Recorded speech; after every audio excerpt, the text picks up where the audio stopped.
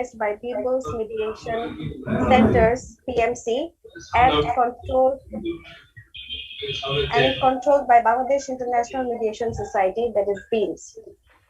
Let me introduce myself. I am Sylvia Heidi Ghazi, the Executive Director of BIMS and Program Moderator for today's event.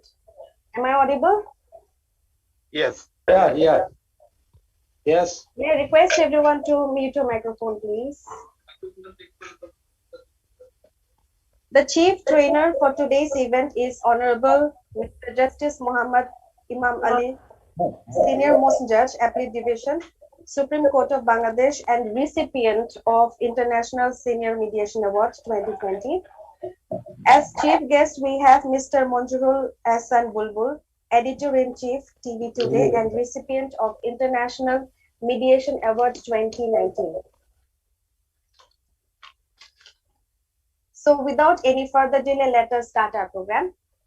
First of all, I welcome Mr. S.N. Goswami sir, the chairman of Bangladesh International Mediation Society, for the opening speech. Sir, can we have you on board, please?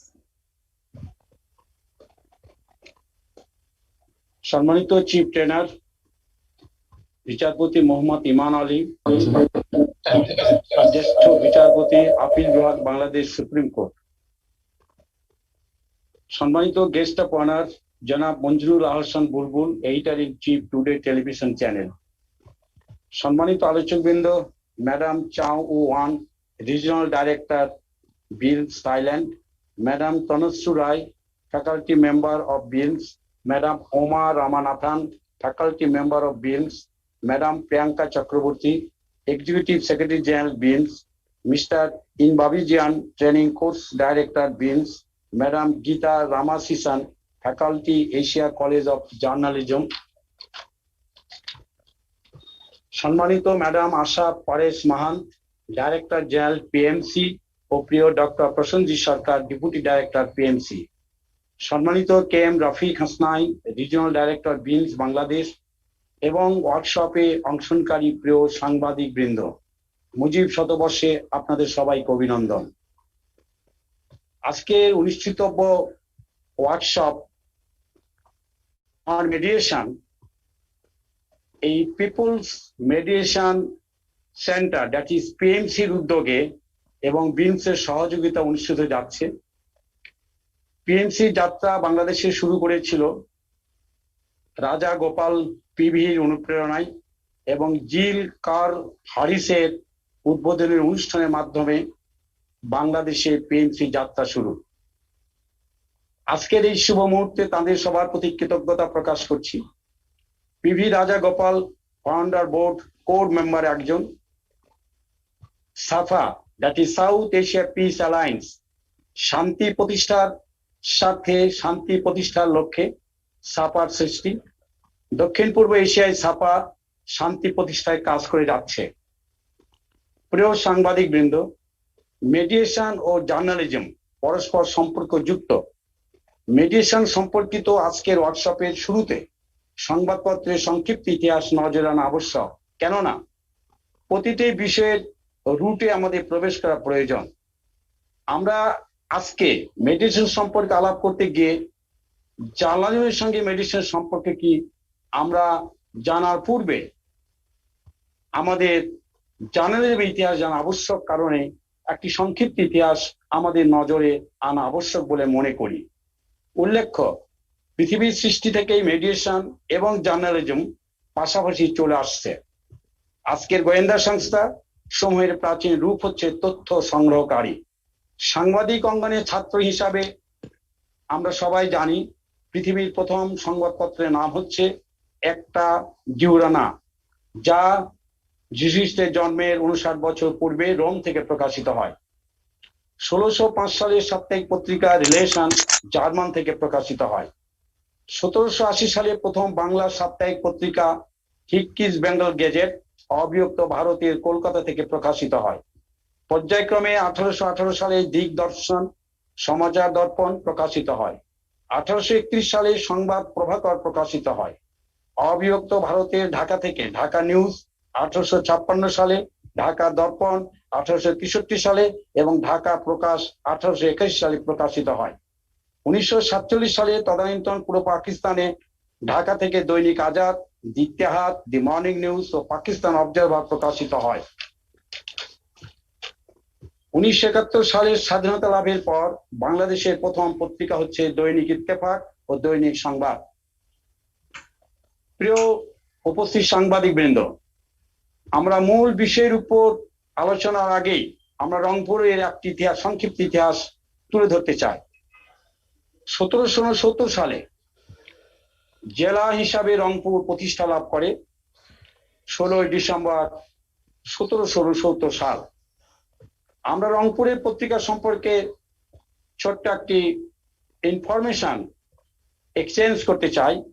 তদানীন্তন জমিদার কালীচন্দ্র রায়ের আর্থিক আনুকূল্যে 1847 সালে রংপুর শহর থেকে প্রথম প্রকাশিত রংপুর বার্তাবহ বর্তমান সাংবাদিকতায় গুরুত্ব বহন করছে। মনে রাখতে হবে, সাংবাদিকতার ইতিহাসের মাঝেই লুকায়িত আছে তৎকালীন সমাজ ব্যবস্থার প্রকৃত চিত্র। সেই চিত্রসময়ের সঠিক রমন্থন সমাজ, দেশ ও বিশ্বকে শান্তিময় করতে পারে। সে কারণে স্ব পেশার উচ্চ অনুসন্ধান আবশ্যক। এ পেশায় রত আমাদের সবাইকে জানতে হবে সাংবাদিকতার ধরন কি। আন্তর্জাতিক অঙ্গনে প্রতিষ্ঠিত সাংবাদিকদের মাধ্যমে আমরা 9 ধরনের সাংবাদিকতা পরিচয় পেয়ে থাকি, যথা ইনভেস্টিগেটিভ জার্নালিজম অর্থাৎ অনুসন্ধানী সাংবাদিকতা, ওয়াচডগ জার্নালিজম অর্থাৎ প্রহরী রূপ, online journalism, broadcast journalism, opinion journalism, sports journalism, trade journalism, entertainment journalism, political journalism. প্রিয় সাংবাদিক বৃন্দ, পিএমসির পক্ষ থেকে আপনাদের নিকট বাংলাদেশ সুপ্রিম কোর্টের ইংরাজি 21/3/2021 তারিখের একটি সার্কুলার সরবরাহ করা হয়েছে। সার্কুলারটি প্রস্তুত অনুমোদনে গুরুত্বপূর্ণ ভূমিকা পালন করেছেন আমাদের সবার প্রিয় বিচারপতি মোহাম্মদ ইমান আলী, যিনি আজকে চিফ ট্রেনার হিসেবে আমাদের মাঝে উপস্থিত রয়েছেন। চীনের টাং ডাইনেস্টিক অর্থাৎ টাং রাজবংশের শাসনামলে একটি রিপোর্ট যা কোর্ট সার্কুলার হিসাবে প্রকাশিত হয়েছিল, যা পৃথিবীর প্রথম কোর্ট সার্কুলার হিসেবে গণ্য করা হয়। আন্তর্জাতিক অঙ্গনে প্রতিষ্ঠিত মিডিয়েশন উইথ জার্নালিজমের বিশ্লেষক বৃন্দ আপনাদের নিকট তাদের মূল্যবান বক্তব্য রাখবেন।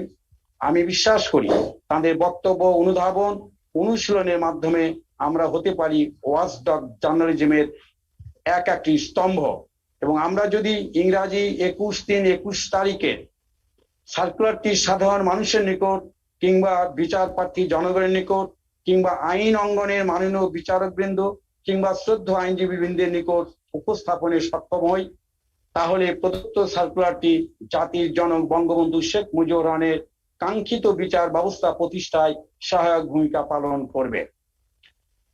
প্রিয় বন্ধুগণ, বাংলাদেশ ল টাইমস কর্তৃক আপনাদের নিকট বঙ্গবন্ধু দ্যুতিময় মিডিয়েশন, 2 মধ্যস্থতায় মাহাত্মা এবং 3 আমি জানি তুমি মিথ্যা বলছো, এই 3টি বই সরবরাহ করা হয়েছে। বই 3টি অধ্যয়ন করলে আমরা স্থানীয়ভাবে মিডিয়েশন উইথ জার্নালিজমের সম্পর্কে একটি গুরুত্বপূর্ণ বার্তা পেতে পারি। ক্যানাডিয়ান প্রতিষ্ঠিত সাংবাদিক মার্শাল ম্যাক লুকাহাসের প্রতিষ্ঠিত নীতি হলো মাধ্যমিক বার্তা। তাহলে প্রারম্ভিক বক্তব্যে আমার প্রশ্ন, মাধ্যম না বার্তা কোনটি মুখ্য? আজকের অভিজ্ঞ আন্তর্জাতিক অঙ্গনের যারা স্পিকার রয়েছেন তাদের বক্তব্যের মধ্য থেকে এই বিষয়টি আমাদের নিকট পরিষ্কার হতে পারে। বিষয়টি সম্পূর্ণ প্রশ্ন এবং উত্তরের মাঝেই আজকে ওয়ার্কশপ সফল হবে। প্রিয় বন্ধুগণ, সাংবাদিকতার ধরন সময়ের প্রতিষ্ঠিত নীতিমালার আলোকে আমরা যদি আত্মস্থ করতে পারি, তবে জনগণ কি নিয়ে চিন্তা করবে, কি নিয়ে কথা বলবে? প্রিয় বন্ধুগণ, জাতির জনক বঙ্গবন্ধু শেখ মুজিবুর রহমান ছিলেন বিশ্বের শ্রেষ্ঠ এজেন্ডা সেটিং তত্ত্বের মিডিয়া দূরদর্শী যোগাযোগবিদ। আমরা সবাই জানি 1971 সালের স্বাধীনতা যুদ্ধের প্রাক্কালে উনি যে বার্তা প্রেরণ করেছিলেন, সেই বার্তাটি প্রমাণ করে যে বঙ্গবন্ধু শেখ মুজিবুর রহমানই ছিলেন বিশ্বের শ্রেষ্ঠ এজেন্ডা সেটিং তত্ত্বের মিডিয়া দূরদর্শী যোগাযোগবিদ। আমরা তাকে অনুসরণ করে, তার প্রতিটি কথাকে স্মরণ করে আমরা যদি অনুধাবন করতে সক্ষম হই, তাহলে আমরা এই কথাটি যথার্থতা লাভ করতে পারবো যে, আবার বলছি, জাতির জনক বঙ্গবন্ধু শেখ মুজিবুর রহমান ছিলেন বিশ্বের শ্রেষ্ঠ এজেন্ডা সেটিং তত্ত্বের মিডিয়া দূরদর্শী যোগাযোগবিদ। সবাইকে ধন্যবাদ। আপনাদের সবার উপস্থিতি, সবার সহযোগিতায় আজকে ওয়ার্কশপ সফল হয়ে বলে বিশ্বাস করি। সবাইকে শুভেচ্ছা, স্বাগতম। Thank you so much for your wonderful words, sir. You are an inspiration and it means a lot to the BIMS family. Next, I would like to request Mrs. Asha Paresh Mahan, the Director General of PMC Bangladesh, to share her views on conflict-sensitive journalism. Ma'am? Good morning, everyone. Am I audible? Yes, you're audible. Okay. So this is the first workshop conducted by PMC, and I'm very happy to see so many distinguished journalists from Bangladesh. As our esteemed participants are experienced journalists, without going into the ethics of good reporting and healthy journalism, I am going to talk about peace journalism or conflict-sensitive journalism. Press, commonly referred to as the fourth estate, other three being legislative, executive, and judiciary. The fourth estate refers to the watchdog role of the press, as Mr. Goswami just now mentioned, one that is important to a functioning democracy. Freedom of speech is a fundamental right in a democracy. However, along with this right, there comes a greater responsibility. Today, with the digitalization, the internet and social media has made communication fast and omnipresent, and it has led to a new era where the presence of the media pervades public life as never before. Thus, it is very essential that reporters must report conflicts professionally, without feeding the flames, and not indulge in media trials or express their biased views to instigate public sentiment. Reporters ought to play a role in helping parties to find solutions to conflicts. And this particular role requires an additional and deeper understanding about the root of conflict and how conflict develops and ends. So in today's discussion, I will take you through what is conflict, the causes, and how journalists can help to de-escalate the situation.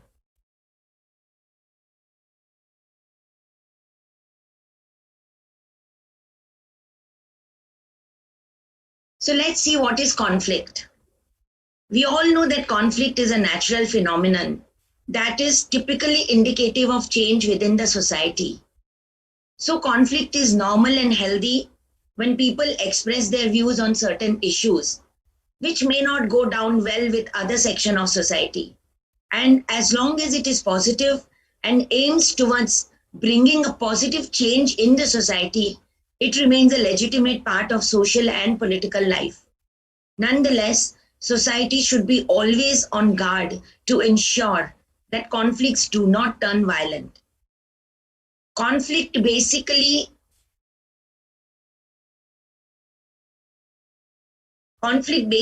is an ambiguous concept, and hence a broader and positive approach is required to understand conflict. It is often possible for parties to be largely unaware of the potential for conflict until something triggers it off. For example, communities may live happily side by side, sharing common land for grazing until a mineral resource is discovered on that land. The tensions may begin to rise, leading to conflict. Now, conflicts appear at every societal level. It may be in the neighborhoods, on municipal level, among political parties, among groups within a country, or across borders.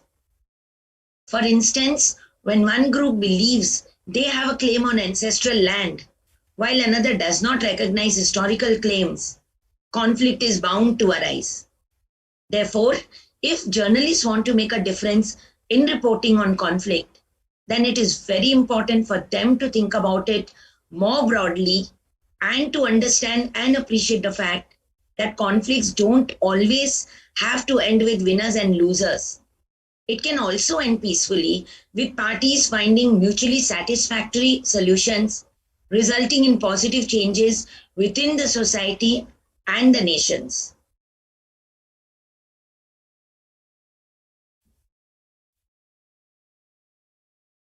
let's see the causes of conflict. Now, contrary to the general belief that conflicts arise out of ethnic, religious, cultural, or national differences, there are various other factors that may cause conflict, some of which you can see on the screen. So, if journalists want to play a role in helping parties to find solutions to conflicts, then they need to understand how the conflict may have started. It is true that they may never be able to bring out the precise cause of a conflict, yet they can develop informed hypotheses founded on understanding of different factors that cause conflict, and they can ask questions that enable them to promote an all-round understanding of what is happening and why is it happening. It's very interesting that sometimes conflict is erroneously confused with violence. Yet there is a vast difference. Violence and conflict are not synonymous. Violence is a manifestation of conflict, and it involves one party taking intentional action to hurt another. However, violence does not always have to involve the use of physical force. There are other kinds of violences which cause greater harm in a society. For example, withholding material goods or stopping food from reaching refugees, any action that aims to undermine people's sense of self and identity, such as oppression of human rights or crackdown on civil and political rights, verbal abuse and hate speech, etc. These kinds of violence are extremely important to identify when reporting and analyzing conflict. There is some disturbance. Am I audible? Okay. These kinds of violence are extremely important to identify when reporting and analyzing conflicts. Often they are the real cause of direct physical violence. And we have to keep in mind that ending the physical violence may not be enough. It will happen again if the cultural and structural violence is ignored. As you can see, the cultural violence, it arises out of a perception of one social group about the other. It can include hate speech, xenophobia, myths and legends of war heroes, religious justification for war, gender discrimination, etc. Whereas structural violence is sexism, racism, colonialism, segregation of structural segregation of the society, poverty, etc. So how do we look at conflict? What do we mean by conflict sensitivity? Basically, conflict should be looked at in more than one way. When there are several alternate ways to resolve the conflict, violence becomes less attractive. And one way of achieving more alternatives in a dispute is to bring more people into the conflict. It produces more ideas for seeing the conflict differently and discover different solutions to be shared. When two sides are deadlocked, other members of the community, such as religious leaders, business community, civil society, a friendly neighboring country, or international organizations like UNO, they can bring different visions and suggest alternative solutions.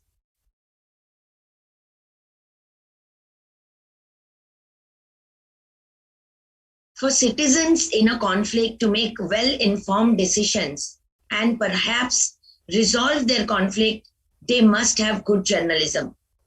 There is a tendency among journalists to simply report the bare facts on what is happening or about the violent conflict. But this does not help the readers, listeners, or viewers to really understand what is going on. If journalists are just professional spectators and distributors of the bare facts about a violent conflict, citizens will not understand the conflict in those terms. But if we research for news beyond the bare facts and present more information to citizens, including possible solutions, they may see the conflict in different terms. Therefore, if journalists want to play a role in helping parties to find solutions to conflict, then they need to understand and analyze what is happening and to draw on their own analysis in posing the kind of questions that will help people to understand what is going on and why. So conflict analysis is thus a central component of conflict sensitive reporting.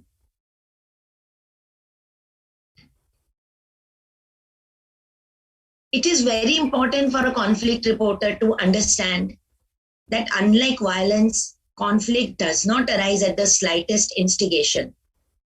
There are various stages of conflict escalation. So basically, 9 stages are recognized, which are enumerated here. These stages in brief: hardening, meaning opinions transform into positions. Polarization, debate, common goals still exist, but at the same time, individual interests start to increase. Actions, not words. Now, this is a very important stage for media, as this is where media can play the role of a peace agent through bridging the communication gap between the two sides in a conflict. Through good reporting and accurate and impartial news, the two sides in a conflict can start to take into consideration the opinions of the other side, and this can decrease the chances of further escalation of the conflict. Next stage being images and coalitions. The negative image of the opponent becomes impossible to change, and at the same time, a glorified image of oneself is emerging. Loss of face. Any form of direct contact between the groups is impossible. Strategies of threat, irrational acting increases. The aim is to gain absolute control over the opposition and the situation. Limited destructive blows, intention to destroy the enemy through destructive action to ensure one's existence is secured. Lastly, destructive blows are undertaken to fragment the adversary, and the immediate goal is elimination of the enemy. So how to attempt to end conflict? Can journalists really do this? Well, at least they can try. For journalists, it is well important to know that there is more than one way to end a conflict. Think about this imaginary conflict. Two groups are in conflict over an orange. The orange tree is on one group's land, but the branch on which the orange is hanging, it is on the other group's land. Now both groups want the one orange. So if you think ingeniously, there are 4 ways, at least 4 ways to resolve this conflict. One is obvious, the obvious way. The two groups could fight violently, stronger one will win, but the loser is angry and he will want revenge. Second is both groups simply walk away, but still the conflict is unresolved and the valuable orange will rot and it is lost by both the groups. Compromise may be a more useful way. Cut the orange so that each group gets at least some part of it. Peel the orange and each group takes the piece one after the other. Now the orange is a different resource which can be shared, perhaps unequally, but satisfying both groups. Maybe squeeze the orange into juice. This is a different way of seeing the orange. Orange has now become a resource with a different value. The real solution to the conflict transcendence is get more people to claim an interest in the orange. So no one group has a right to the whole orange, and the orange becomes a community resource. And the other people encourage the two sides to resolve the conflict without violence. Maybe get another orange. The community of neighbor goes to the market or to the world, finds someone with a surplus who can share oranges, and maybe the conflict can be eased. Perhaps the two groups can agree to bake an orange cake, sell it in the market and divide the money between the two groups. Orange now is seen differently. It is a resource by which the groups can profit. The perfect solution would be two groups plant the orange seeds, make an orange grove, and together the groups become the prosperous orange suppliers to the larger community. Probably a perfect solution. Of course, this is not to suggest that the neighbors in the community can just march in and tell the two groups in conflict what to do. But it is important to listen to the larger community's proposals for a solution and to seek community assistance in achieving a resolution. Peace journalism, a very novel concept and ingenious term, which was coined in the 1970s by Johan Galtung, Norwegian founder of peace and conflict studies, who envisioned it as a self-conscious working concept for journalists covering war and conflict.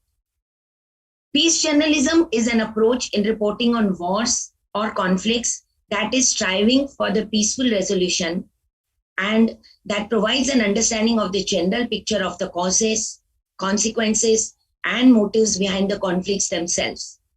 Any reporting contrary to this will increase tensions and deepen divisions and differences between the parties involved in the conflict. So what is the role a media can play in conflict?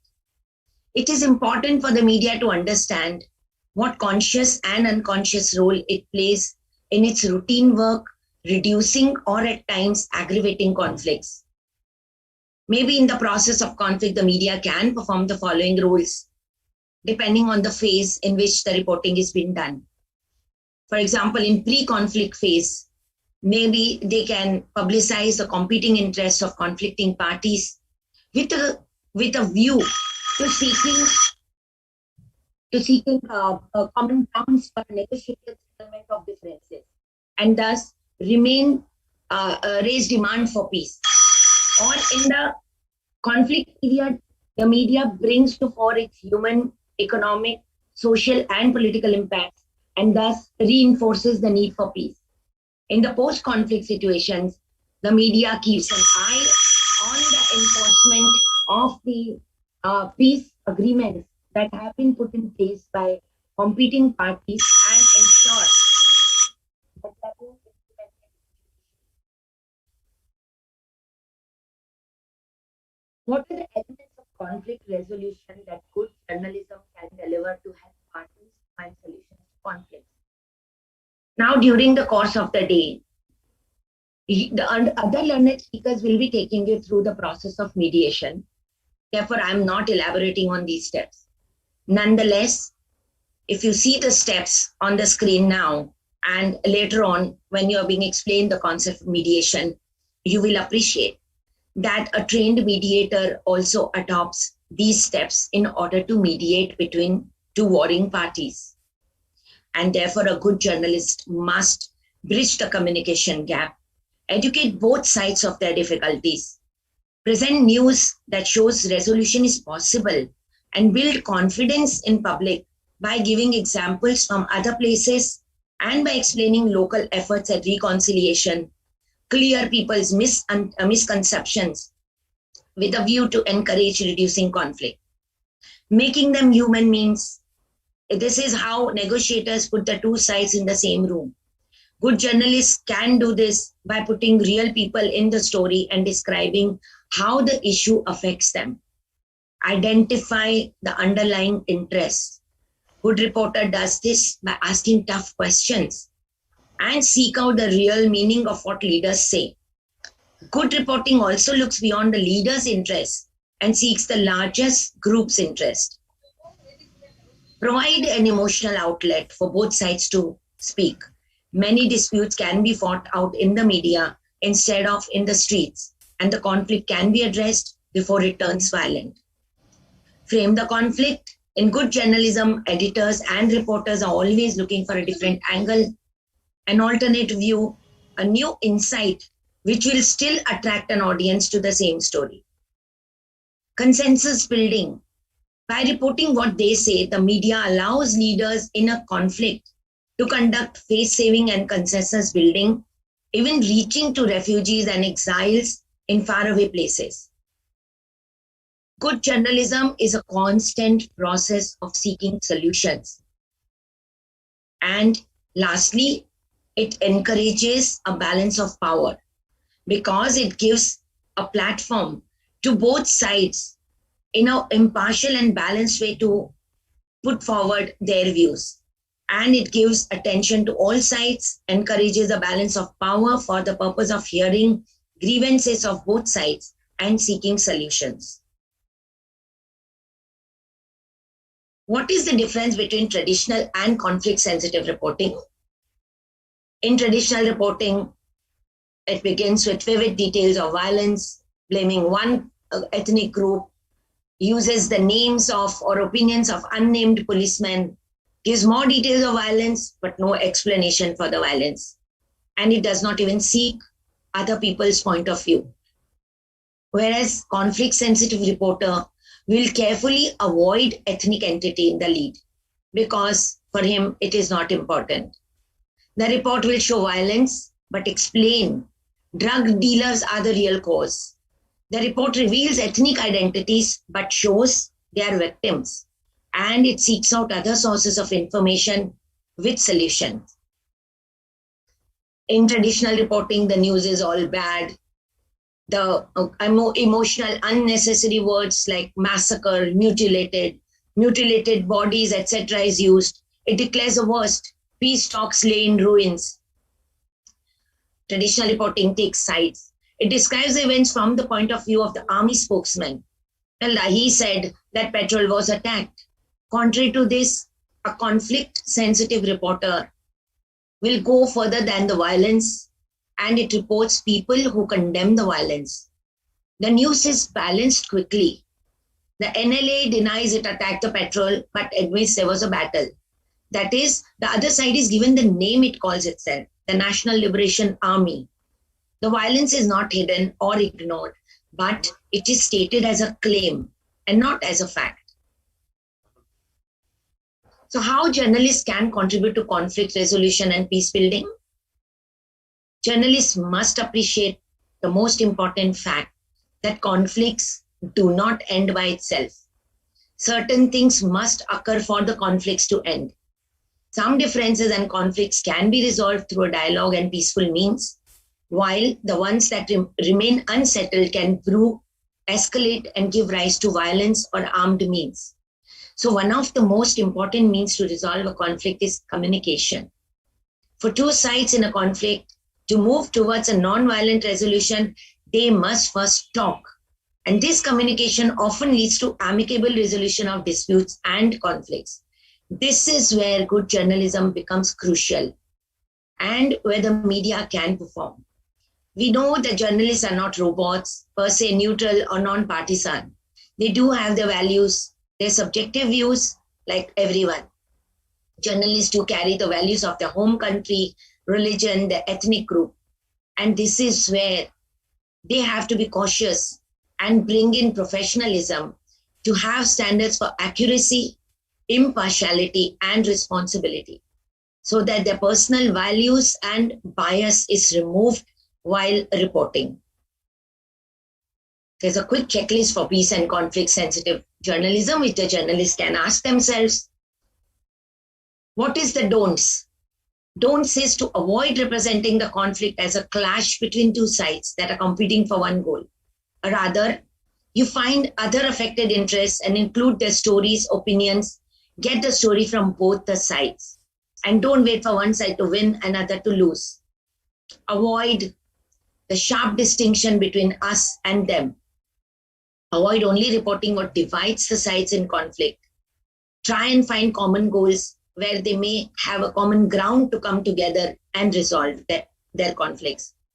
Avoid blaming the others that they started first. Instead, try to find out how common problems and questions lead to consequences that have not been expected by either side. Always ask yourself before reporting, is this necessary news? What is the public interest in this report? Is it news only because it is about the other side? Even if the facts are correct, will this report encourage prejudice? Can I report it differently? Have I taken enough different opinions from ordinary people and experts before reporting this? Are there words and comments in the report which offend people or cause prejudice? Are these comments balanced by other comments?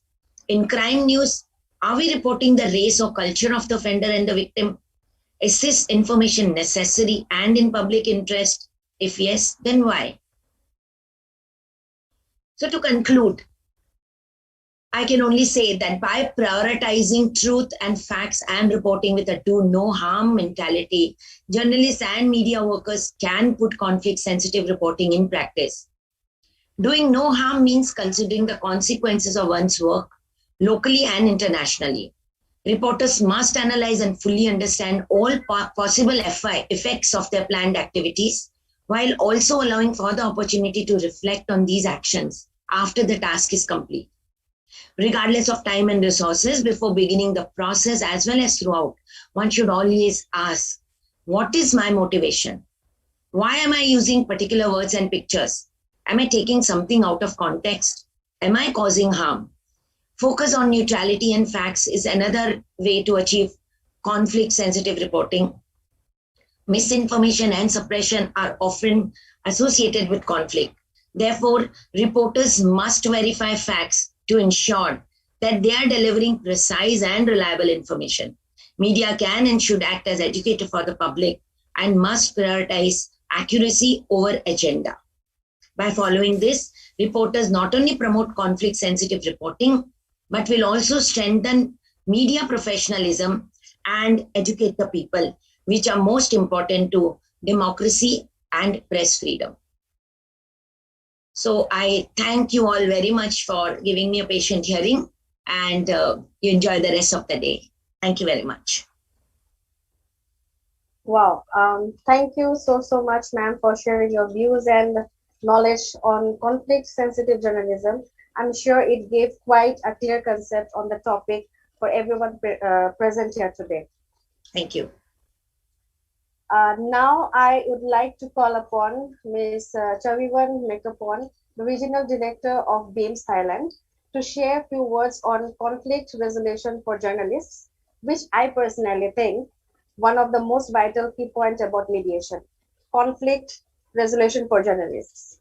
Ma'am, can we have you on board, please? Thank you for a kind introduction, and thank you, Ms. Asha, for such a fruitful session that you gave us. For me, just give me 1 second. I will be sharing my slide.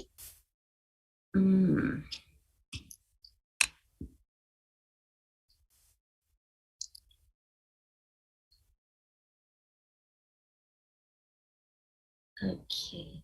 Could anybody please let me know how to share the slideshow? Thank you. You can go on the share screen. Share screen? Yes. It's in the command down, where your stop video and mute. It's in that line. If you see stop video, share screen. Share screen. I only have mute and stop video. Oh, okay. Dots there you will have it. Thank you. I'm a little bit excited. No problem. Because lately I have been using WebEx and Microsoft Teams. So Zoom is not so familiar with me. Sorry. Okay, so as you can see now, the slideshow, I will be talking about the conflict resolution for journalists. The objectives of today's class, I will talk about 4 big main points. So I will start with theory of conflict, but since Ms. Asha had gave us quite a great knowledge about it already, but I'll just go through a little bit of it in another points of aspect. And the second point is advantages and limitation of conflicts. And the third point would be causes of conflict. And the last one would be you'll be learning about the 5 conflict styles by Thomas Kuhlman. Some of you may have heard about the 5 conflict styles by Thomas Kuhlman already, but today what we're going to do is to actually practice. So for next, this is a little tips for this online training. It would be different from what Ms. Asha has. The platform would be a little bit different because I will be have some mini workshop at the end for about 15 minutes.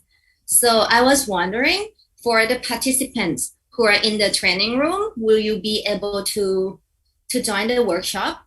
I mean, like, it would be group separation for 2. Is that possible? Is anybody in the training room can let me know? Is this possible to do it?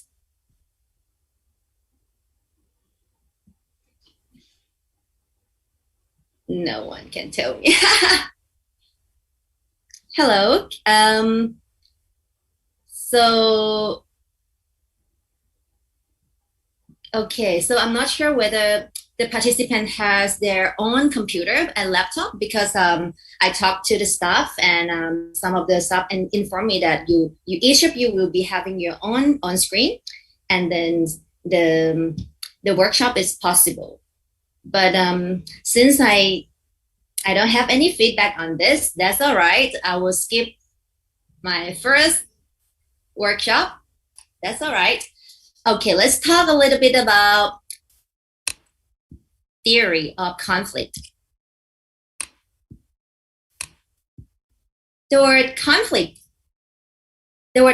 tends to generate images of anger, fighting, and other ugly thoughts that leave people bruised and beaten. Conflict is a very common thing. Many may say that conflict is not always good, but it is not always a bad thing either. And when you see the word conflict, I want you to imagine with me, what is the first thing that come out from your mind when you think about conflict?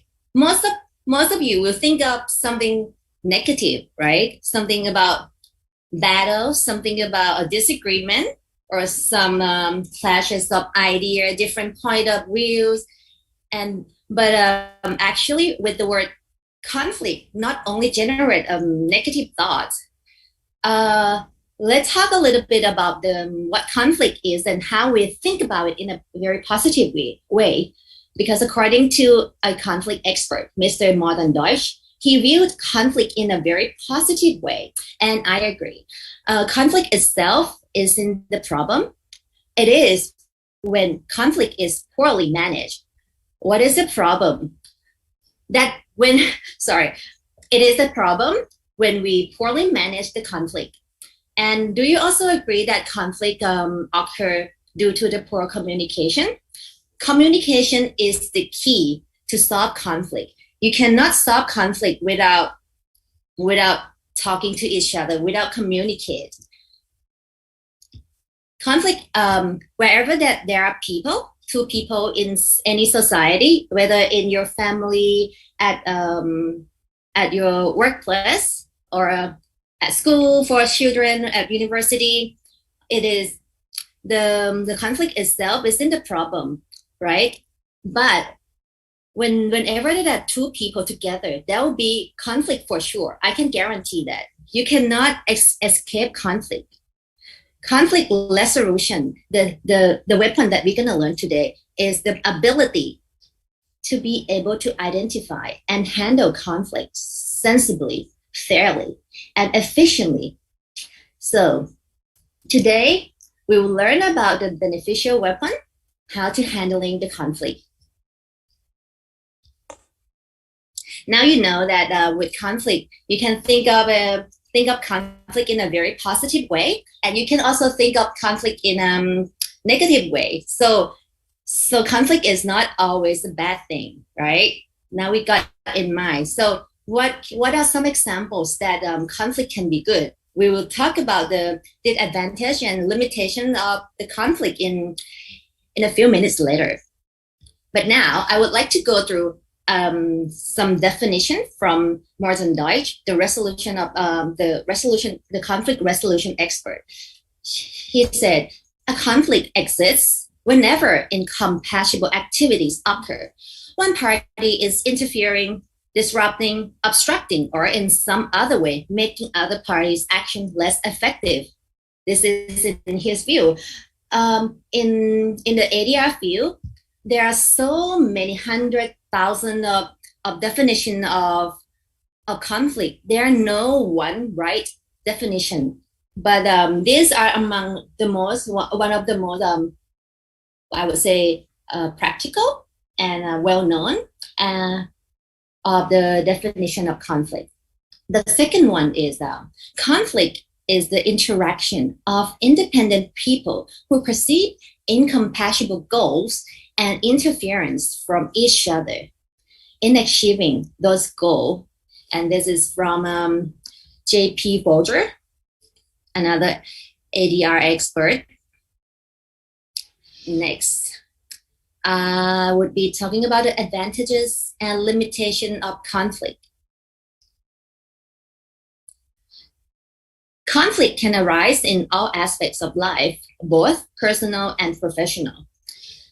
It can negatively impact relationship as well and productivity among their things when not approached properly. On the flip side, however, conflict has its advantages in that it can break things open and foster open communication that can help solve problems more quickly and improve interaction as well. So some of the advantages of the conflict would be improves communication. You get to discuss, you get to talk about what you think is a conflict together. So it's encourage considerations of new ideas, lead to a better decision. Conflict requires creativity to find the best outcome as well. When we sit together and then we're trying to list out some options, it could turn out to be a very creative way, in a very positive way as well. Managing conflict well is a sign of maturity, and conflict are very challenging. And then, of course, conflict creates opportunity at work, in organization. When you think about conflict, whether you are a manager or you work in a HR department, when you give interview for people to work with your team or your organization, you tend to recruit people with the similar style of work. You like the way that they communicate with you. This is normal for people. For human, we tend to like to gather up with people who have some similarity with us. Is very normal. But this, if the organization only look for similar styles of works, similar style of communication of people to work together, that could lack of challenging, that could limit the opportunity for idea to grow. Are you following me? Right? Okay. Now you kind of get the positive of conflicts, the advantages of conflict. One of the advantages that I would like to talk about deeply is that it can improve problem solving. That I just mentioned it before. To openly addressing conflict and discussing opposing view can offer many benefits in regard to problem solving. When everyone expresses their own idea or desire, objection, concern, it allows the group to come up with the best solution possible that takes into account all sides of the issue and that get everyone involved. Embrace conflict can also lead to a faster solutions. Avoiding it just prolongs tension and delay decision and purposeful action. It encourages creativity in finding an answer. I just mentioned the word avoiding. We would talk more about avoiding is one of the styles that we use to when we face conflict. We will talk more about this kind of style in the later slide. Second, can you hear me? Okay. So the second point that I would like to go through about the advantage of conflict is that it can improve relationship. It can improve relationship. When handling properly, when you handle conflict properly, conflict can improve the strength of relationship, both personally and professionally. Openly discussing difference in opinion allows people to appreciate and get the benefit from opposing points of view. See, I'm trying to talk about creating creativity. When you be able to communicate, it creates lots of options for the group. It also opens the line for better communication down the line the next time conflict arises as well. Expressing conflict can also help people understand each other better, their experiences, point of view, value, and what is important to them. Many times that when we face conflict, we tend to avoid it. We tend to turn away because we do not want to face the problem. Some may think that, okay, if I'm not facing the conflict right now, the conflict is not happening. But is that a right thought to think of conflict? Is that a right thought to manage the conflict? I wouldn't say so. The conflict is still there. It's not being solved. The conflict is still there. You're just avoiding. You just turn yourself away from facing it. But later, in a day or maybe in a month, you have to face this problem again because hasn't been solved. Now let's talk about conflict limitation. We learned so much about the positive way and advantages of conflict. Let's talk more about limitation. Conflict could affect communication and cooperation. It could affect self-image and damage to organization. It could build stress when you're not communicating to your coworker. You're not fighting the conflict. You're not solving it together. It can create a very tense, create tension between coworker, and it affects badly to organization, to your team. It could paralyze people and groups, which is reducing cooperation. It leads to the irresponsible and harmful behavior such as fighting and name calling. I'm sure that you have experienced this kind of tension before when conflict happens in a group, in an organization or in your team. Sometime you would talk to other coworker about what happened. So this is not a good thing at all. You may talk badly about the situation that happened just on your side of view. So the coworker that listened to you doesn't be able to hear about the other side of the story, and it could create a group tension. And it could lead to loss of work time and productivity in an organization. And organization could even lose employee, and the turnover could be higher and higher. And finally, it would follow by the legal costs due to litigation. And the limitation that I would like to go deeply, to talk about it even more, is about the low morale. Unresolved or poorly handled conflict can lead to low morale in business and any other type of organization. Conflicts lead to a host of problems affecting morale, like fighting, people feeling like they are not being heard, problem not being properly addressed, resentment, and a sense of hopelessness regarding improvement of the situation. Now, when I talk about this kind of negativity about low morale, can you think of example? Can you follow me? I think it happens to everyone. Everyone has to face this kind of conflict, negativity in conflict. Another limitation is apathy or abandonment.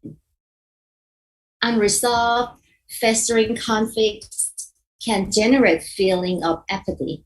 If people feel a problem cannot be solved, what's going to happen? They might just give up on it completely. In an organization, if you keep facing conflict that hasn't been solved, if you can't handle it anymore, you would just leave the company. You just looking for a new job. Sometimes people will leave the company without having a new job waiting, because they can't handle this situation anymore. It creates tension. It affects badly with their health. So it might happen. Then they no longer want to invest their energy in caring or worrying about something if they believe it is beyond repair. People will not take an interest in hashing out and listening to other perspectives. Now we got an idea about theory of conflicts. We know that conflict could be a good thing, so it could be a bad thing. And now I would like to talk about the causes of conflict.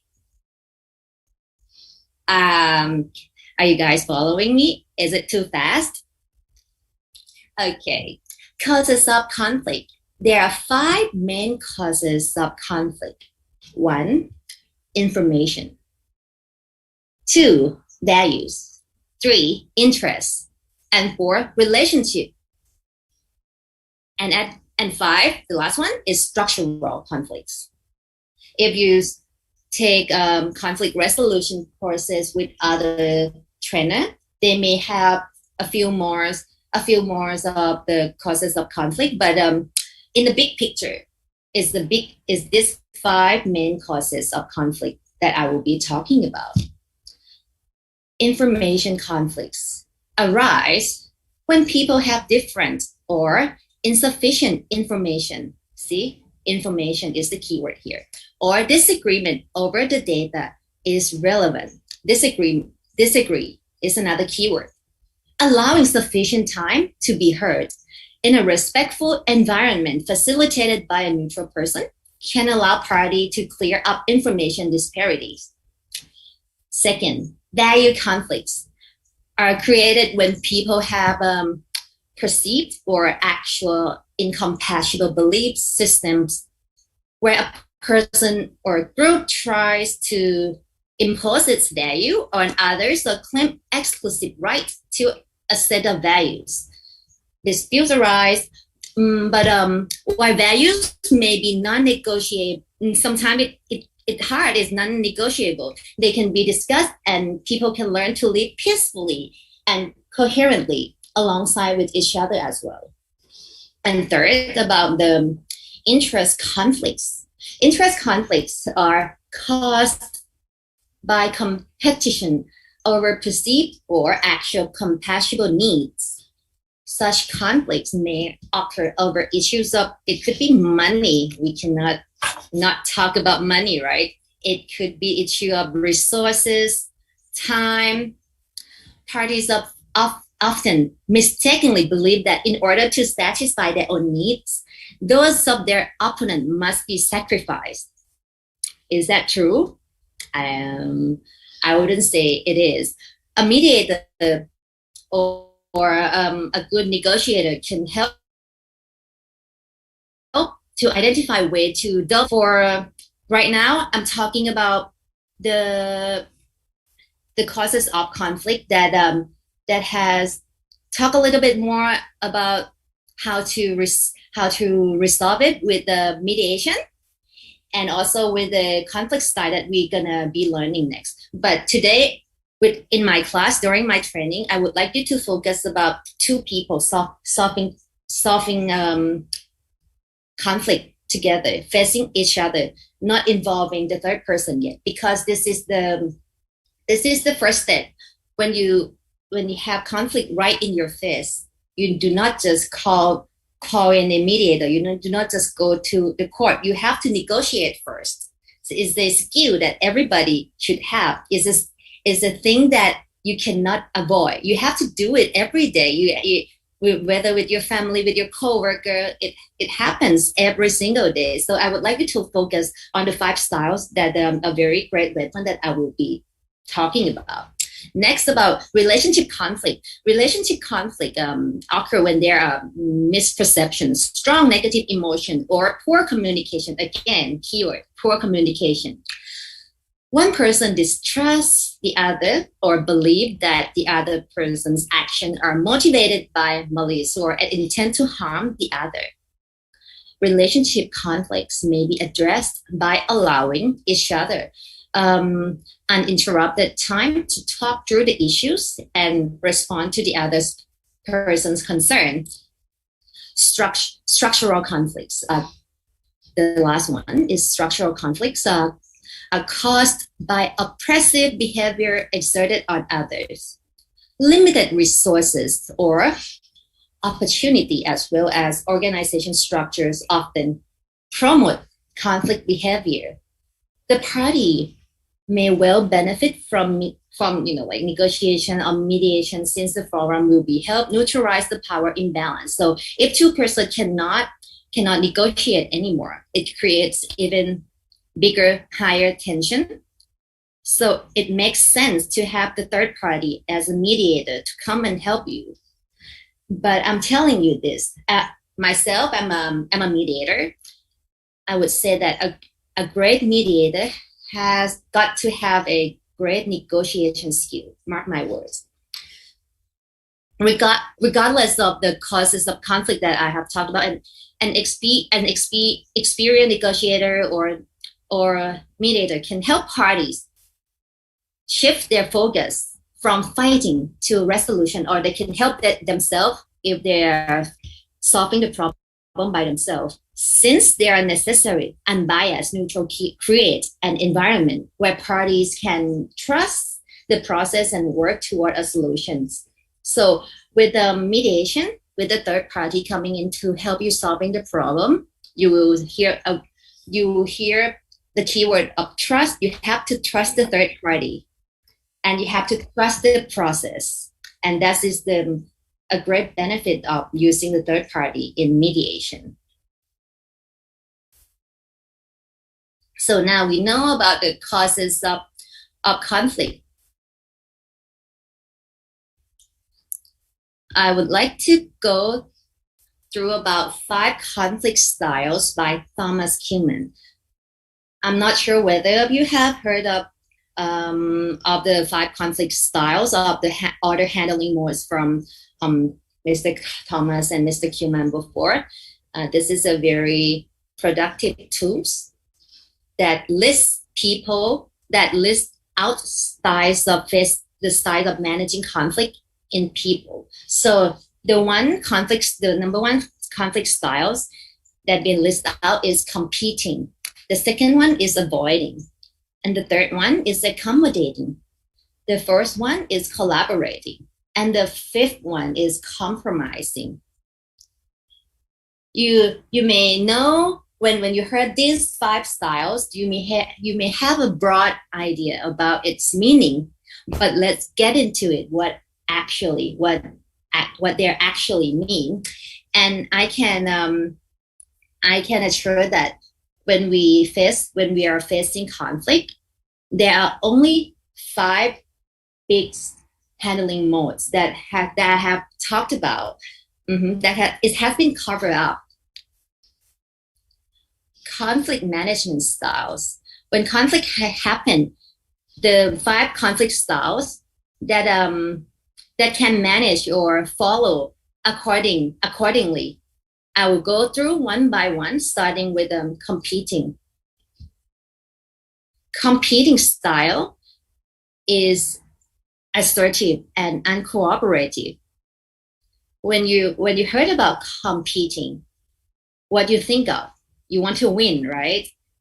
It means that an individual pursues his own concern at the other person's expense. This is a power-oriented mode in which you use whatever power seems to appropriate to win your own position. You do whatever to win the argument. You may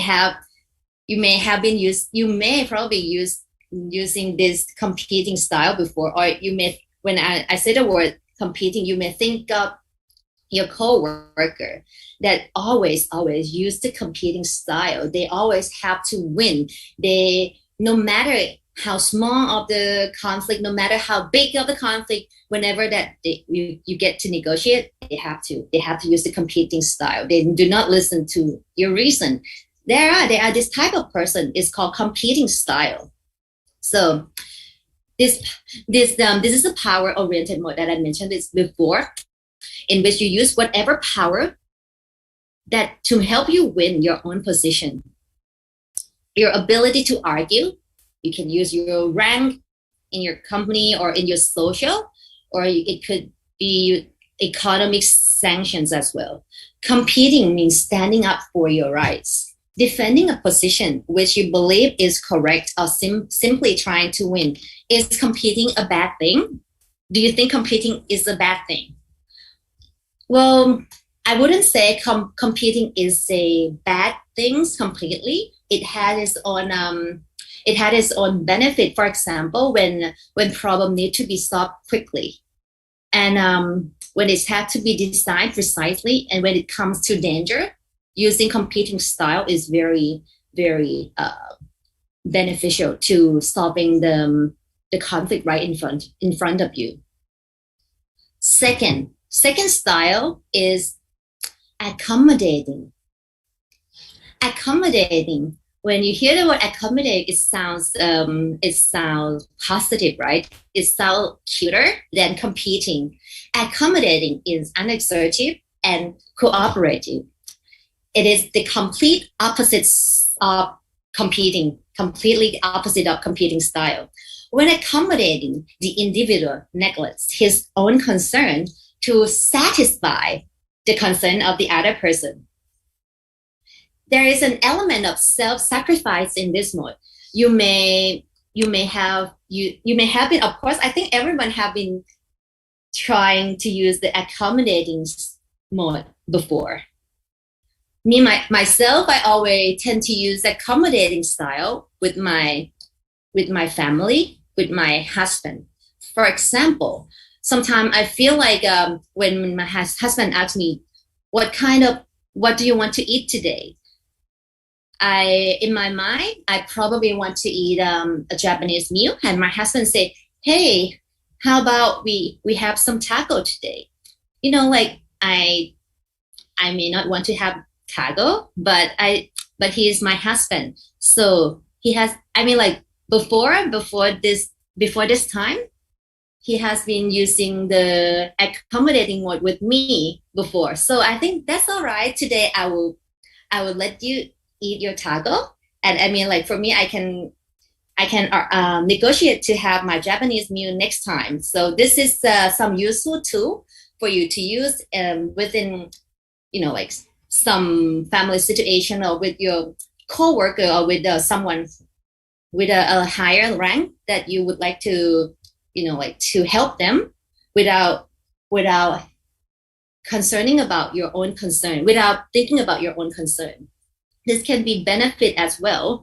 So accommodating might take the form of selfless generosity or charity, obeying another person's order when you would prefer not to, or yielding to another point of view. So as the example that I just give, is that you think that I'll be completely happy eating taco for 100%? No, the disagreement is still there. But when I'm using the accommodating style, I try to give up some generosity to my husband. So I would say the conflict will still be there a little bit, but not too much. So this is the second style of the style that you can use when you face conflict. Are you following me? Right? Okay. Now let's talk about the third one. I really like this one, avoiding. I mentioned it before. What is avoiding? When you have a conflict right in front of you, what type of avoiding person would be? Turn away, right? Turn away when you don't want to argue. You don't want to argue. when I took the Thomas Kuhlman, it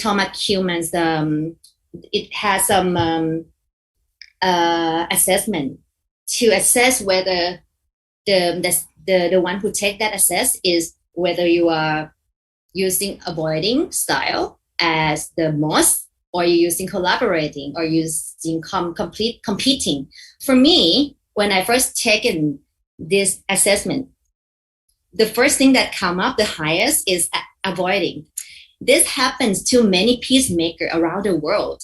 It's nothing uncommon. It's very common for I think for us. We could say for us, peacemaker, mediator, negotiator, because we like to create peace within the group, right? So we tend to avoid. There is nothing wrong, but after I have been taking the test, the assessment, and then I learned more about the benefit and limitation of these 5 styles of handling was from Thomas Kuhlman. I know how to use avoiding in certain situations, or I know how to mix competing or accommodating or other styles together. It would benefit your argument. It would benefit your conflict deeply. I can confirm. So getting back to avoiding is unassertive and uncooperative. The person neither pursues his own concerns nor those of the other individual. Thus, he or she doesn't deal with the conflict at all. Avoiding might take the form of diplomatically sidestepping an issue.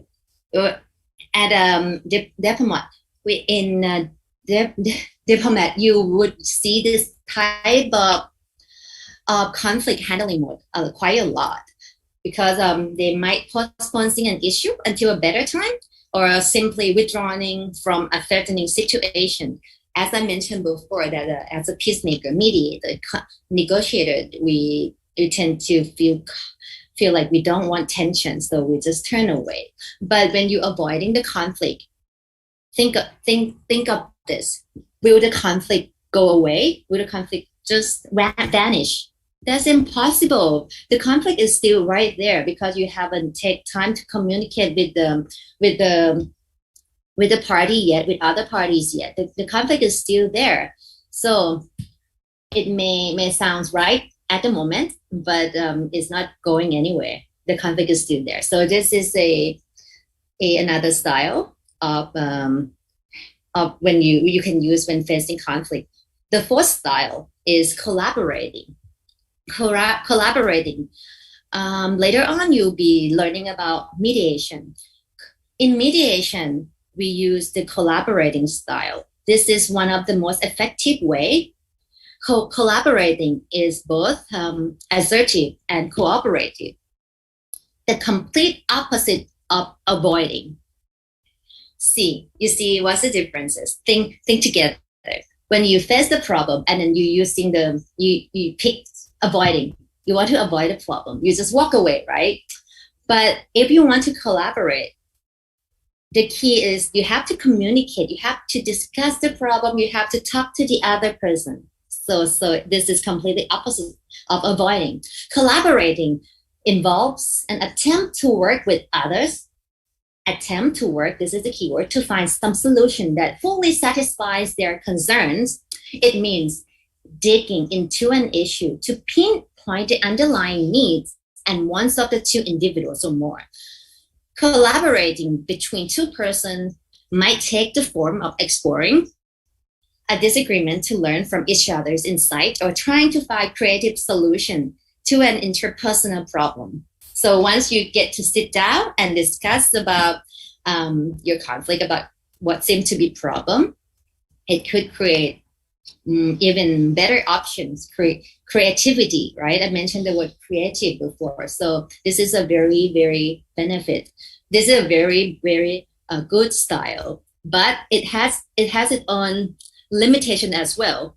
So the good thing about collaboration is problem will be solved almost 100%. But what are some limitations of collaborating style? It would take you a long time, right? We have to sit down together, list out all the points that you want to discuss about, what seems to be problem, what do you think, what is your BADNA? What is your BADNA? What is my BADNA? BADNA is the best alternative to a disagreement. And what is the worst alternative? WhatNA? What is your worst choices on your side? And what is the worst choices on my side? We have to list this thing out. So it may take a long time. So using collaborating style, it may solve problem almost 100%, but it could take a very long time. In some situation, collaborating might not be the best style to use. Do you agree? And the last style is compromising. What's the differences between compromising and collaborating? Right? You may think, oh, it's similar. I mean, like for me, myself, I'm not my mother tongue is not English. So I will try to explain what are the differences between compromising and collaborating. So with compromising is moderate in both assertiveness and cooperativeness. The objective is to find some mutually acceptable solution, acceptable solution that only partially, not all, partially satisfies both parties. Now you get the keyword, right? Not all the problem will be solved, just partially. It falls intermediate between competing and accommodating styles that we just learned. So compromising gives up more than competing, but less than accommodating. Now, can you follow? Yes, it falls between. Likewise, it addresses an issue more directly than avoiding, but does not explore it as much depth as collaborating. In some situations, compromising might mean splitting the difference between the two positions and exchanging concessions or seeking a quick middle ground solution. So with compromising, some of the conflict, some of the points that we've been listing out when we talk about problem with the other party, you may say, okay, I'm willing to give this up in exchange that you give me this thing. You know what I mean? That it's kind of like we meet halfway. Said, okay, you may win some and I may win some, but in this situation, I will not use the word win-win situation because in using compromising, the conflict is still there. It's not 100% gone, but you're happy with the thing that you've been left out, and you're happy that with the thing that you get negotiating with the other party. Now you get what I mean, right? So in these 5 styles that I have been talking about, I really would like you to try to mastering the skill, like try to think of the meaning that I just explained. So try to remember what is competing. What should we act like when the conflict is right in front of me, in front of you? And if I want to compete, what should I do? Or if I want to use accommodating style, what should I do? If I want to avoid, is that a good timing yet to avoid a situation? And if you want to collaborating, and when is the best time to collaborate? Do we have time to do that? Or lastly, compromising. If you're willing to give up something and then you get something in exchange and then you're happy with it, then it's fine. So there's no right or wrong using these handling modes. So in one situation, when you're facing conflict, as a trainer, I always tell my participants that sometimes you don't have to use only one.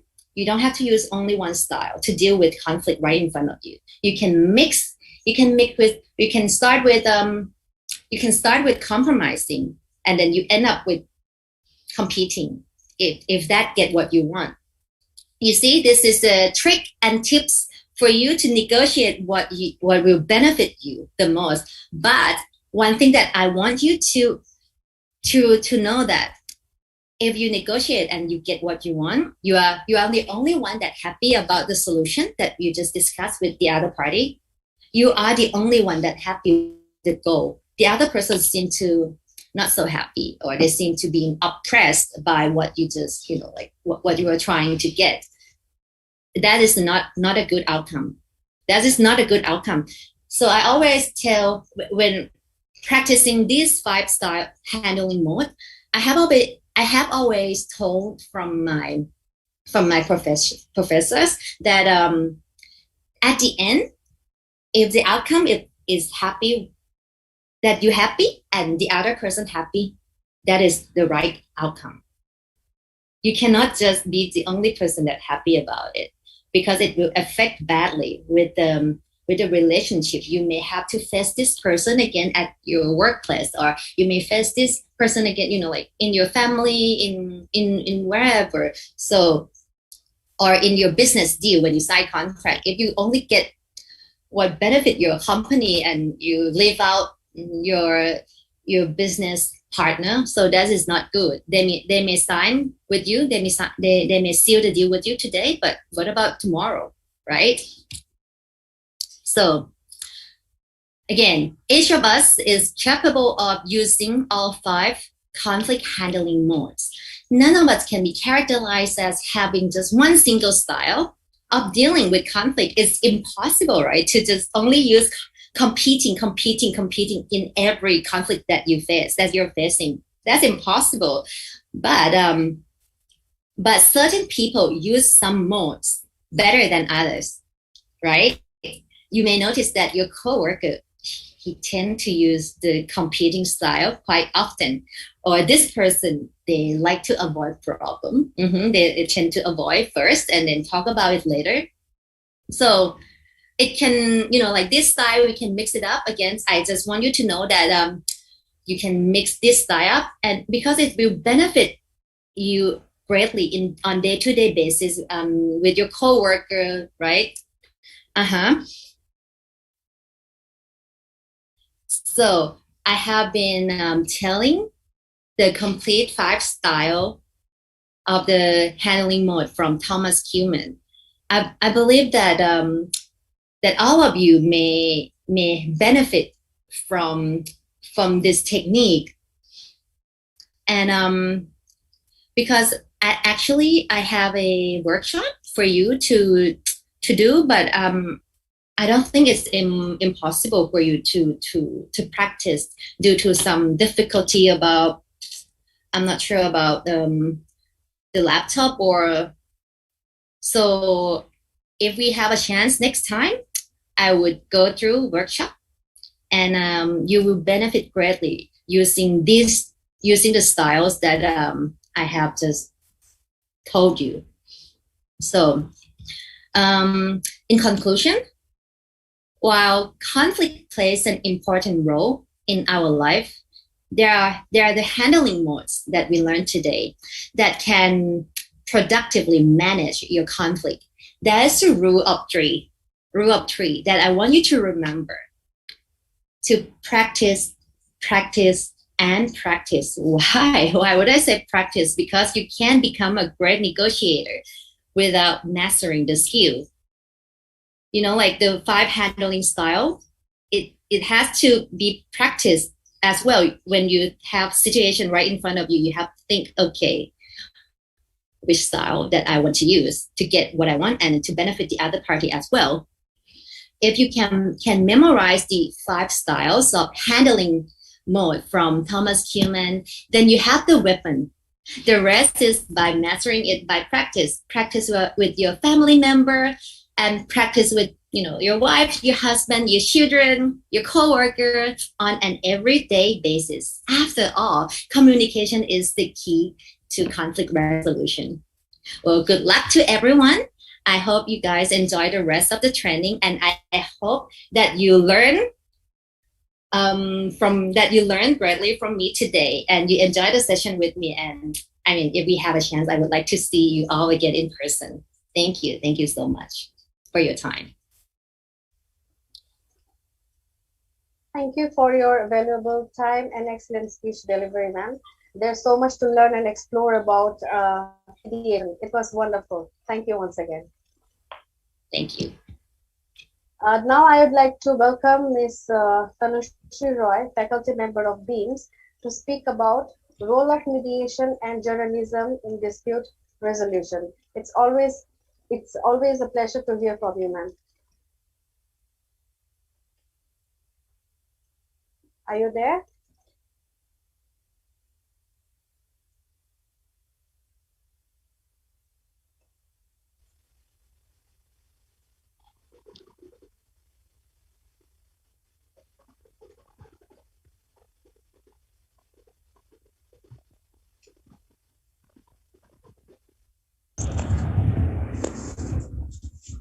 Okay.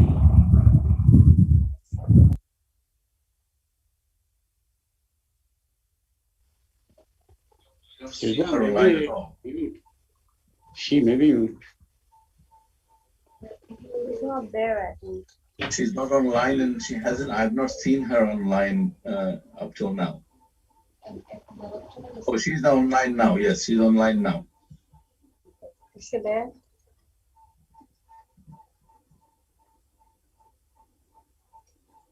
Maybe she could put her on her video and microphone. WhatsApp আছে নাই তো?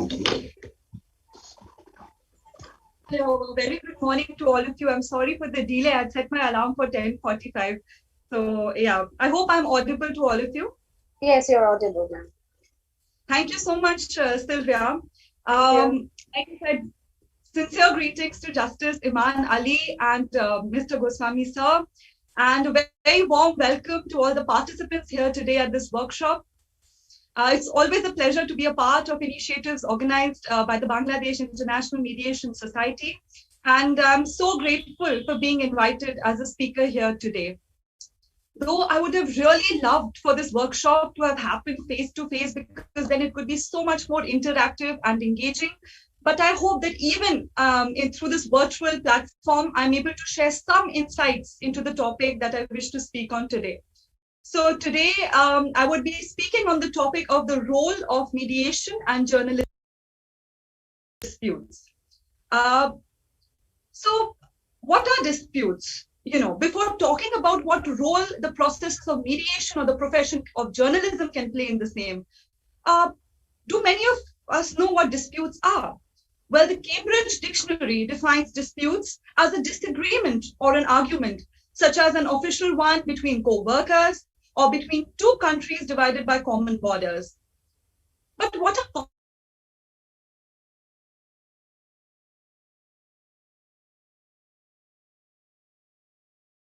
conflicts? Are conflicts different from disputes? Well, conflict is, how it is different from why. I'd say that conflict is something which is much, much more deep-rooted than disputes. And there are various styles and various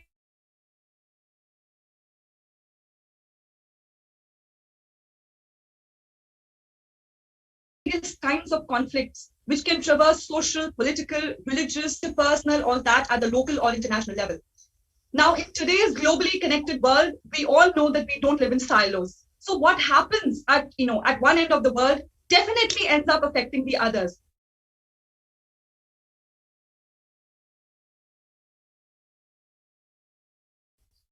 You know, we differ so much on opinions on issues of climate change, and the problems are all so. Why can't the solutions too? And why can't people from different professions become a part of this solution?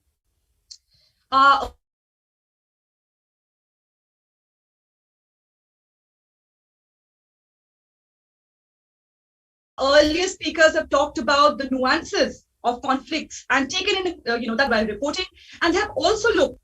In my session today, I'm going to dwell on how both mediation and journalism can play a very, very important role in conflict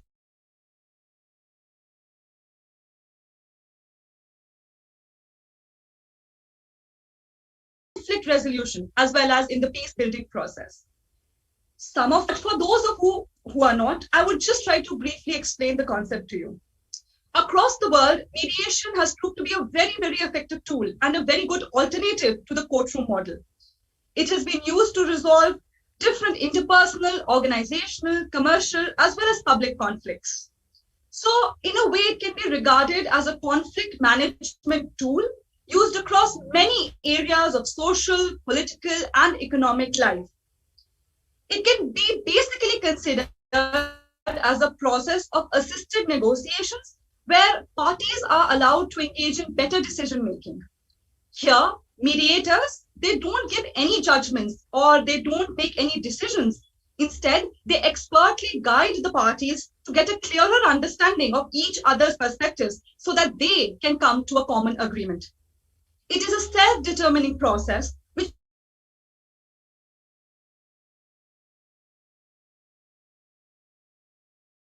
means that it allows the parties to resolve the differences on their own, and they can dispensation system completely overfills engaged in litigation work would be aware of.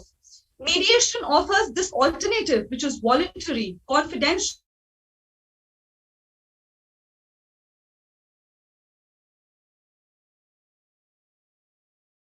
and flexible. This process, which involves the facilitating third party, allows us to make to the case. So, where on one end, the purpose of mediation is to create a conducive environment for parties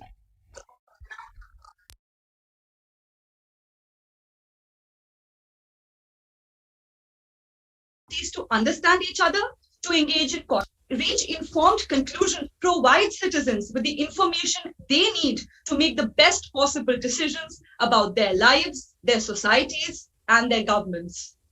So,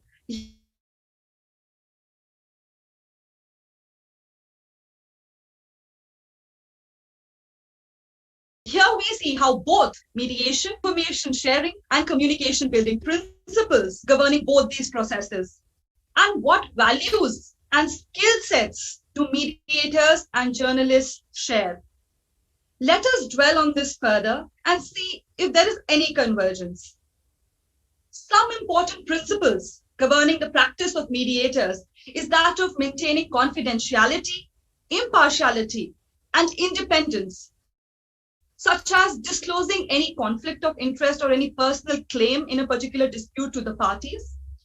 It is also their duty to ensure the voluntariness of the process. Similarly, journalists also must respect their subjects' right to privacy, be impartial, that is, keep their personal feelings, biases, and preconceived notions aside in order to unleash the truth while investigating or reporting a story. They must also maintain independence of thought, irrespective of any kind of social pressure or overarching power structures, and must also disclose any conflict of interest while dealing with ethical dilemmas. This would help the recipients of this kind of information, which is our audience, to gauge any potential bias in the reporting, just as in case of parties to a mediation who have the right to such a knowledge. Mediators often also play the role of an equalizer, where they have to create a level playing field for parties irrespective of their backgrounds and maintain objectivity in the process. Good journalism also entails finding and reporting on facts while not being swayed by any economic, political, or social interests. Thus, even subjective interests are to be reported in an objective manner. Conscientious journalism then requires an outcome, an awareness and control over any biases, because when as journalists, you lose your critical and reflective distance while reporting on a conflict, then you may risk becoming an instrument at the hand of government propaganda. And when journalism is subverted into the service of the propaganda, the public have no basis for adequate evaluation of a conflict situation. This is even the case in case of mediators who have an equal responsibility towards the parties to a dispute. A good mediator facilitates a conversation to move forward, that is to move from the past into the future and from the negative to the positive. Towards this end, she uses various tactics and, including asking relevant questions, which may either help dispel misconceptions or take the dispute resolution process forward. Similarly, a good journalist has to be courageous enough to ask tough questions to arrive at the truth. To be able to do this, in either profession, one needs to be able to think analytically and critically. Analytical thinking encourages us to base opinions on facts instead of emotions. And critical thinking is also very crucial, be it while trying to dissipate an argument or break an impasse in the mediation process, or when it comes to journalistic reporting. Communication, as very, very rightly mentioned by our earlier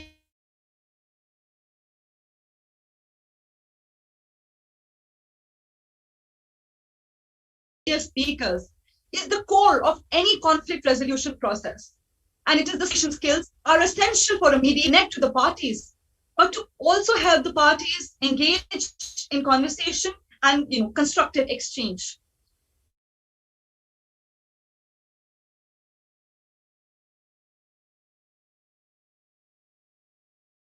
Communication is then not just talking or just listening.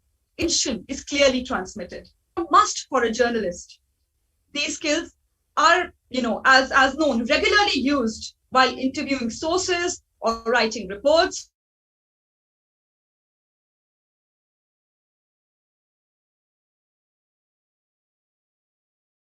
Or in-depth stories, as well as reporting on the ground. Principles of legality and fairness to be maintained, with the principle of material truth taking precedence. Similarly, truthfulness, accuracy, and fairness lie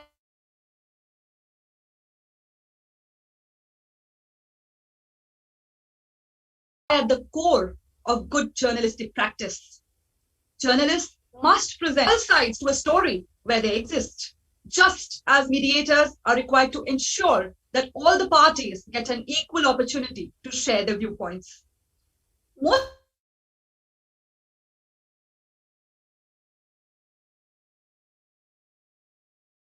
importantly, it is absolutely essential to and honesties as in the same manner, a journalist must also be competent and diligent in gathering and presenting pertinent facts to give a good understanding of the subject reported.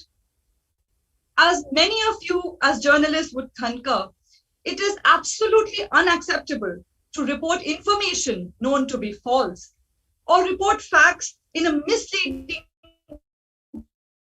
way to give a wrong impression.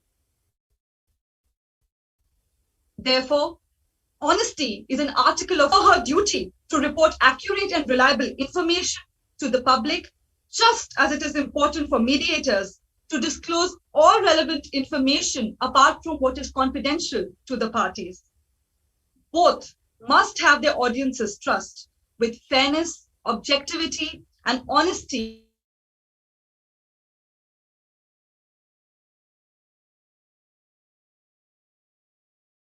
being built into every action. One not only needs to possess a high degree of professionalism and competence, but also a solid ethical core with integrity. Now, there are different styles of journalism, which all of you must be very, very well aware of. Similarly, there are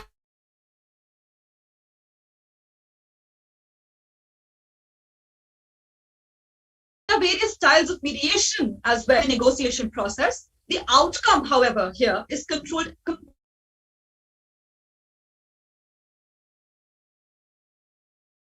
completely by the parties.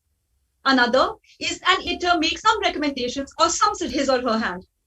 Furthermore, there may be a transformative style of mediation, which focuses instead on the nature of the relationship between parties,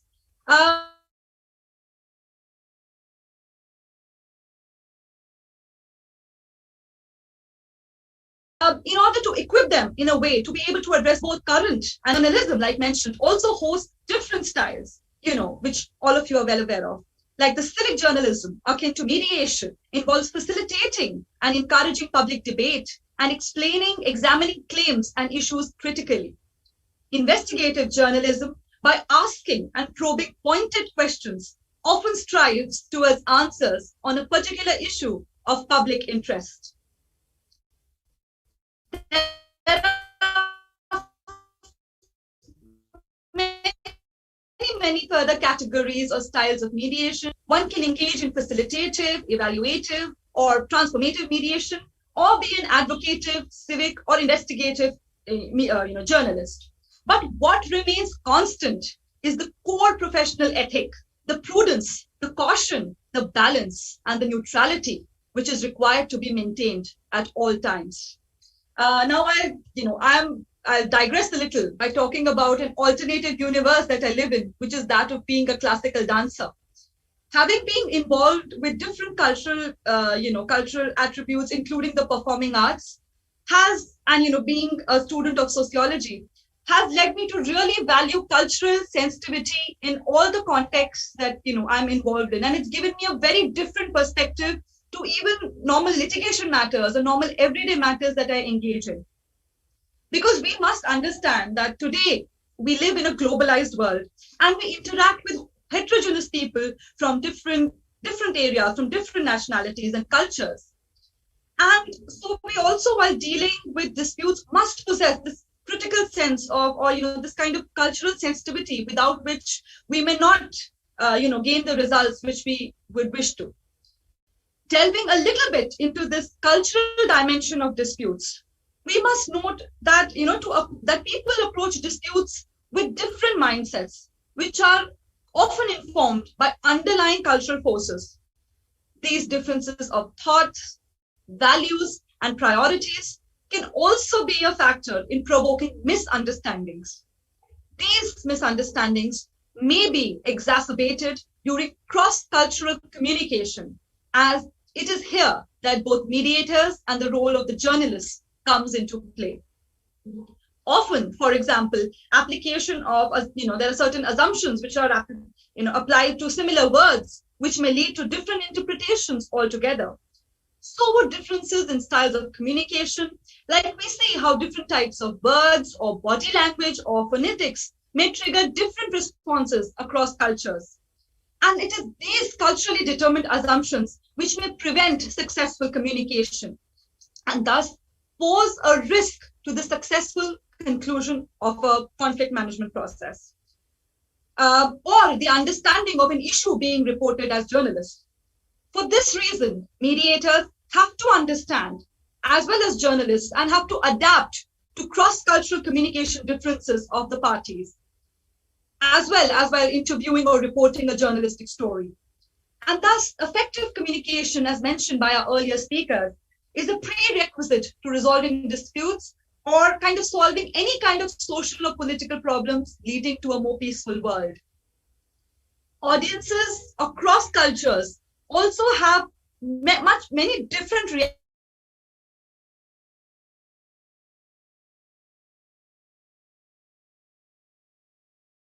reactions to, say, depictions of violence, stigma, or exploitation, which are governed by differences of thought, standards, and practices. Thus, it is very important for those who may be adversely affected, such as in cases of parties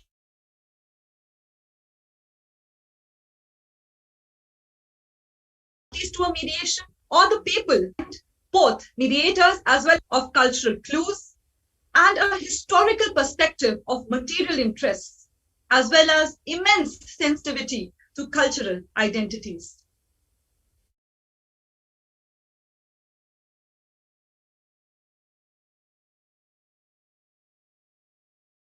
So this was my little small take as a performing artist, as well as this kind of cultural sensitivity, understanding people belonging to different cultures. So we've talked so much about mediation, the potential it has, conflicts, as well as the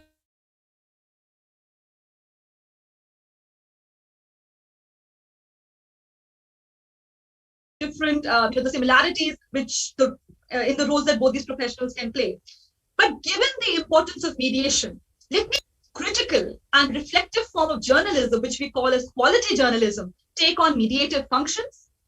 Can or does journalism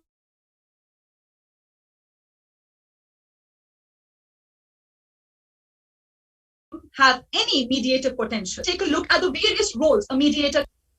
A mediator is the opener of communication channels, one who initiates communications or facilitates better communication.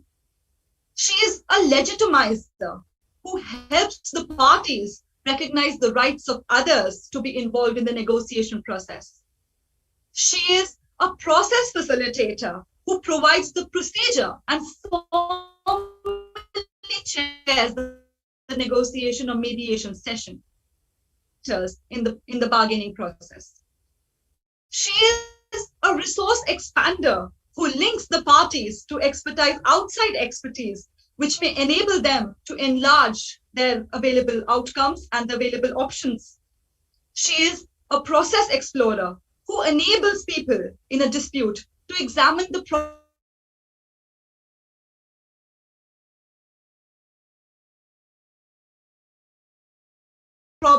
from a variety of viewpoints and interests while looking for an agent of reality, one who helps build a reasonable and implementable settlement and challenges parties who have extreme or unrealistic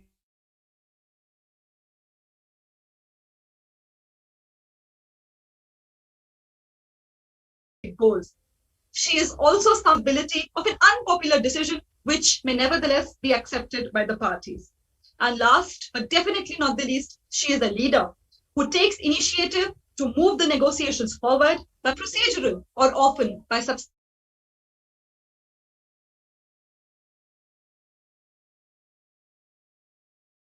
substantive measures. So as a dispute resolution process, more constructive conflict management and peace building, how can the media contribute towards this kind of conflict management?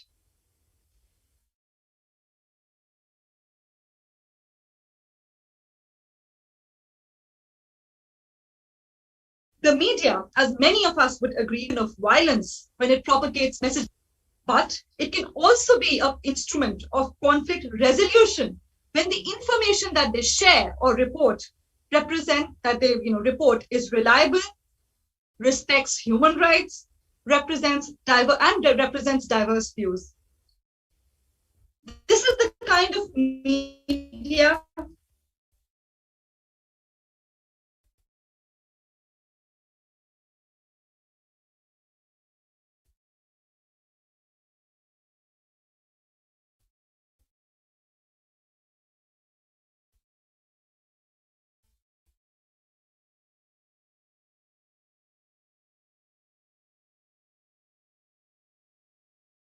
that enables society to make well-informed form of reporting is definitely a precursor. It is this form of media that produces, it is a media which is controlled by broader understanding of the causes and societal reconciliation. Thus, discrimination, exploitation, stigma, tolerance, it can and has the potential to become a useful tool in the conflict resolution process. So how can this be done? Our first speaker, Mrs. Asha, gave us a small checklist which we as journalists and as other professionals could look towards while wondering as to what can we do to become sensitive towards conflict and conflict management. But it is also important to develop an innate and overall understanding of what goes behind this process. As many of you while reporting on ground would be aware of, people in a conflict situation, what they need is access to non-partisan and credible information. Information is power, and lack of information at any stage of conflict can make people desperate, restless, and easy to manipulate. The ability for the public to make informed decisions strengthens societies and fosters socioeconomic growth. As Harry Truman once said, that you can never get all the information from one newspaper. And unless you have all the facts, you cannot make proper judgments about what is going on.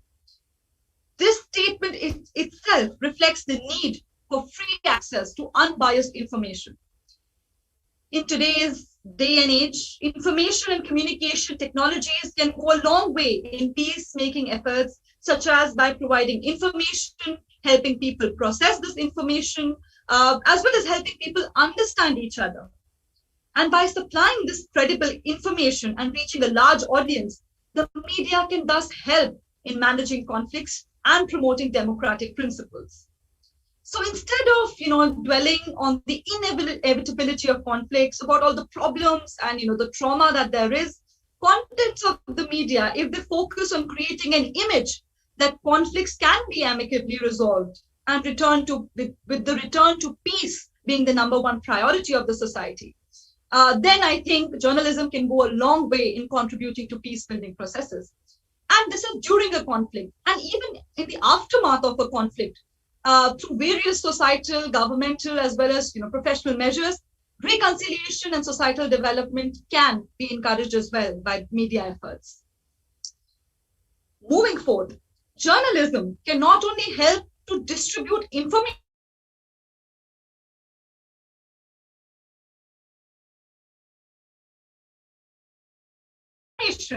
but can also be used to counter hate speech and create an environment of way that a mediator needs to be an equalizer, also have a similar role to play. But in order to achieve this, journalists have to stay clear of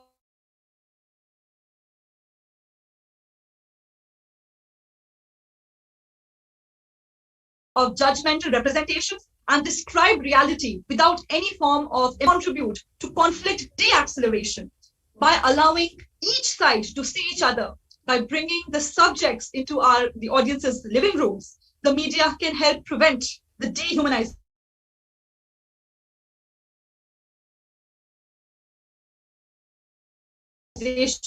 or the demonization of the other, or the other side, or the other viewpoint. The media, for instance, while serving as a channel of communication between political leaders in international political disputes, the modern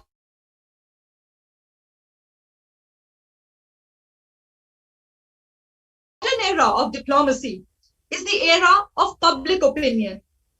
And the latter is both reflected in and led by the high level of influence exerted as evident in contemporary times in cases of international conflicts. Thus,